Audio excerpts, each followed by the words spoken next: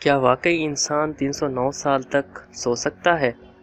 ناظرین، آج ہم آپ کے سامنے اصحاب کہف کی سائنسی تحقیق پیش کرنے جا رہے ہیں۔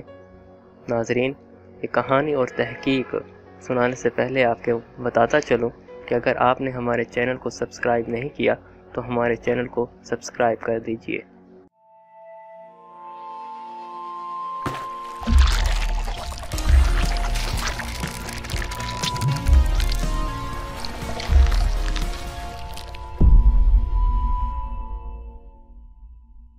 ہائبرنیشن ایک ایسا عمل ہے جس کے ذریعے دنیا کے تقریباً 2000 مختلف جاندار موسم کی سختیوں، خوراک کی کمی اور موت کے خوف سے بچنے کے لیے لمبی تان کر سو جاتے ہیں۔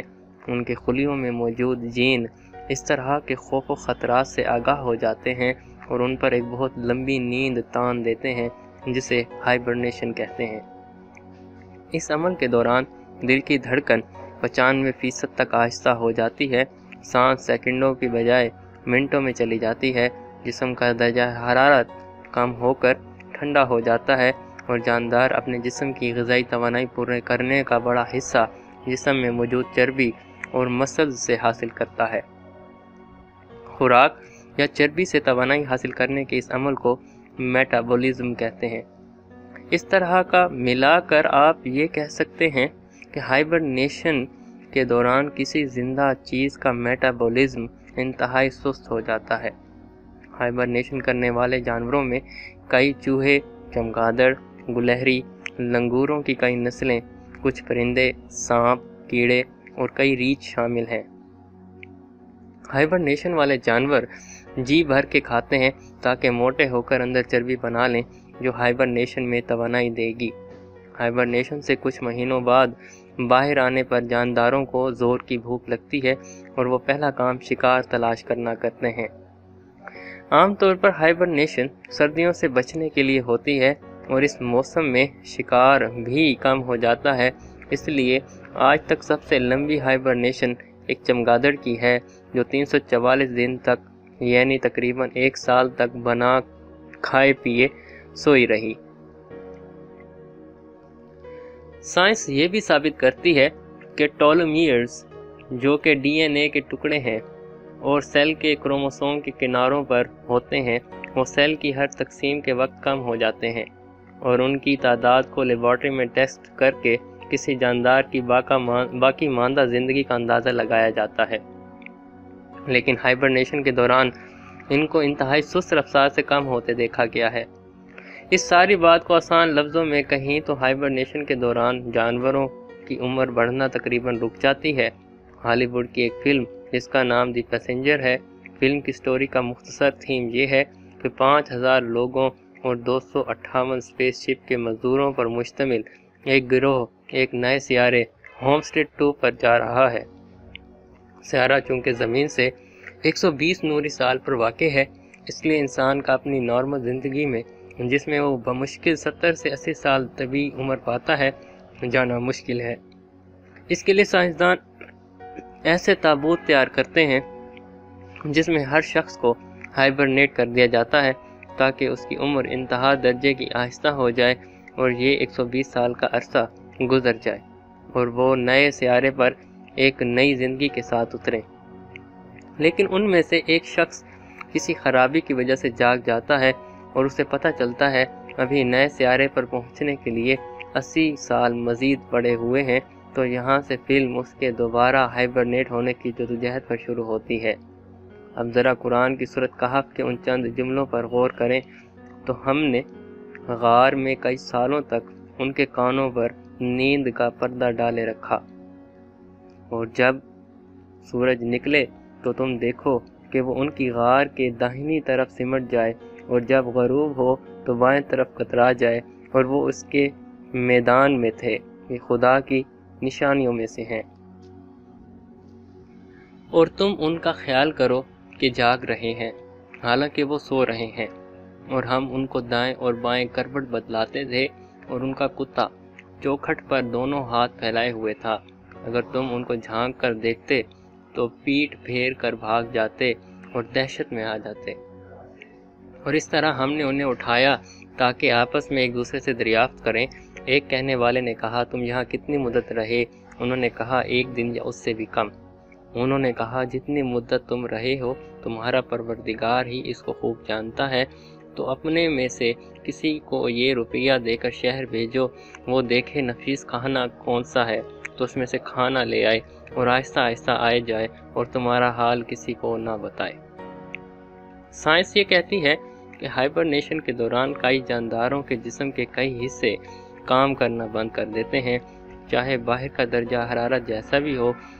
دنیا کی زیادہ تر غاروں کا درجہ حرارت سارا سال مستقل رہتا ہے۔ اصحاب کہف کا پہلا قدم غار تھا، اس کے بعد سو جانا۔ قرآن کا یہ کہنا کہ ان کے کانوں پر نیند کا پردہ ڈال دیا، دراصل ہمارے اندرونی کان کے حصے کی طرف اشارہ ہو سکتا ہے جو ایک غیر معمولی آواز پر چونکا کر دماغ کو سگنل بھیجتا ہے اور دماغ ہمیں جگا دیتا ہے، لیکن اصحاب کے معاملے میں وہ حصہ مکمل رک چکا تھا۔ اگر سورج کی روشنی غار میں پڑتی تو غار کا درجہ حرارت بڑھتا جو اصحاب کو جگا سکتا تھا۔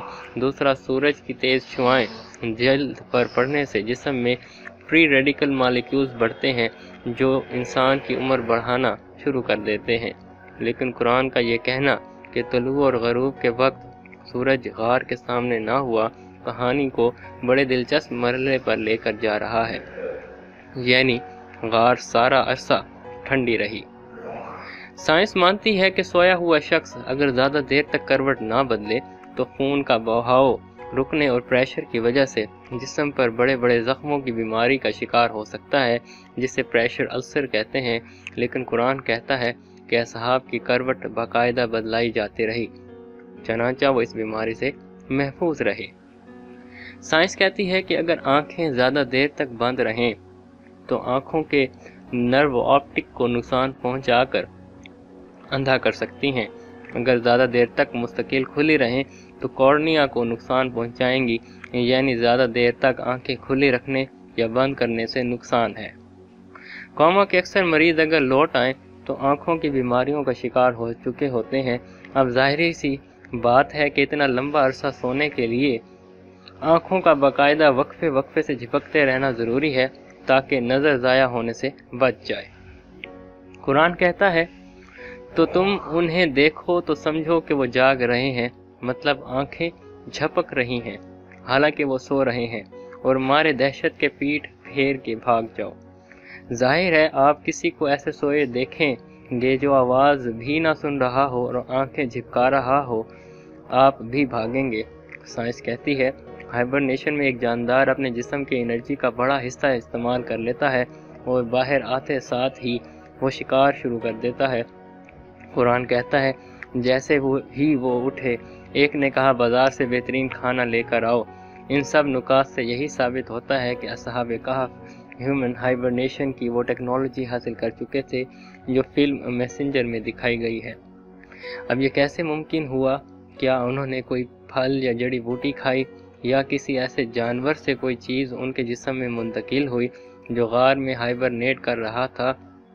اللہ بہتر جانتا ہے، لیکن قرآن کی اس صورت کے ان چند جملوں کو پرکھنے کے لیے میں ناسا اور ان دوسرے اداروں کو دعوت دیتا ہوں جو ہائبرنیشن کو خلا میں جانے کے لیے اور کئی مریضوں کے علاج کے لیے استعمال کرنے پر تحقیق کر رہے ہیں، کہ آئیں غور کریں اور دیکھیں ایسی کیا وجہ ہے کہ اصحاب کہف اتنا عرصہ سو پائے۔ اگر 300 شمسی سال کو گوگل میں لکھ کر قمری سال میں تبدیل کریں تو 309 سال بنتے ہیں، قرآن کہتا ہے، اور اصحاب کہف اپنی غار میں 9 اوپر 300 سال رہے۔ سبحان اللہ، کیا اعداد و شمار اور حکمت ہے میرے رب کی۔ یہ چند نوجوان تھے، باقی پوری سلطنت گمراہ اور بادشاہ ظالم تھا جو انہیں پتھر مار مار کر مارنا چاہتے تھے، لیکن جب ان نوجوانوں نے رب پہ بھروسہ کیا تو اس نے ان کے لیے راہ نکالی اور ہمارے لیے اس میں ایک سبق چھوڑ دیا۔ ترکی کے شہر ٹارسس میں ایک غار موجود ہے جسے اصحاب کہف کی غار مانا جاتا ہے۔ اصحاب کہف کا واقعہ عیسائی مذہبی کتابوں اور رومی تاریخ میں بھی دی سیون سلیپرز کے نام سے موجود ہے، لیکن جو قرآن نے بالکل سائنس کے موافق بیان کیا، ایسا بیان کسی کتاب میں نہیں ملتا۔